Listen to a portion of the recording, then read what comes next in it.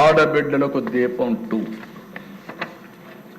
ఈరోజు ఒక విధంగా ఆలోచిస్తే చరిత్ర దిశ సమైక్య ఆంధ్రప్రదేశ్ దీపం కార్యక్రమం నేనే పెట్టా. ఆ రోజు దేశంలో ఎవ్వరూ కూడా ఆలోచించినప్పుడు మా తల్లి కష్టాలు నేను ఒకసారి ఆలోచించుకుని ఎవరైతే ఆడబిడ్డలు ఉన్నారో ఏ ఆడబిడ్డకు అలాంటి కష్టం రాకూడదనే ఉద్దేశంతో ఆ రోజు దీపం ప్రవేశపెట్టాం. ఈ దీపం యొక్క ముఖ్యమైన ఉద్దేశం చూస్తే ఆ దిశ ఎక్కడెక్కడో కట్టెలు తెస్తారు.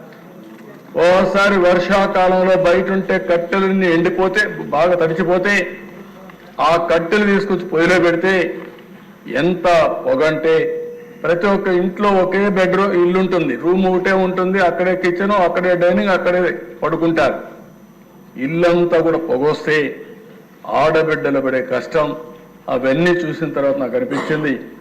అప్పట్లోనే రామ్ నాయక్ అని ఒక మంత్రి ఉండేవాడు మహారాష్ట్ర నుంచి, వాజ్పేయి గారిని మెప్పించి రామ్ నాయక్ని గట్టిగా రిక్వెస్ట్ చేసి ఆ రోజుట్లోనే ఇంటింటికి దీపం కింద వంట గ్యాస్ సిలిండర్లు ఉచితంగా సరఫరా చేసిన పార్టీ తెలుగుదేశం పార్టీ అధ్యక్ష. ఈరోజు అలాంటి కార్యక్రమాన్ని మళ్ళీ రిపీట్ చేశాం. మనోహర్ గారు మంత్రిగా చాలా సమర్థంగా దాన్ని చేశారు. ఒకే హామీ ఇచ్చాం, సంవత్సరానికి 3 ఉచిత గ్యాస్ సిలిండర్లు ఇస్తామన్నాం. ప్రతి సంవత్సరం 3 ఉచిత గ్యాస్ సిలిండర్లు ఇచ్చే బాధ్యత ఈ ప్రభుత్వం తీసుకుంటున్నామని చెప్పి కూడా నేను మీకు తెలియజేస్తున్నాను. కొంతమంది తెలియని వాళ్ళు మాట్లాడుతున్నారు, ఎక్కడిచ్చారంటారు. ఇది క్యాష్గా చేతికి ఇవ్వడానికి, గ్యాస్ తీసుకుపోవాలంటే సిలిండర్ కావాలి.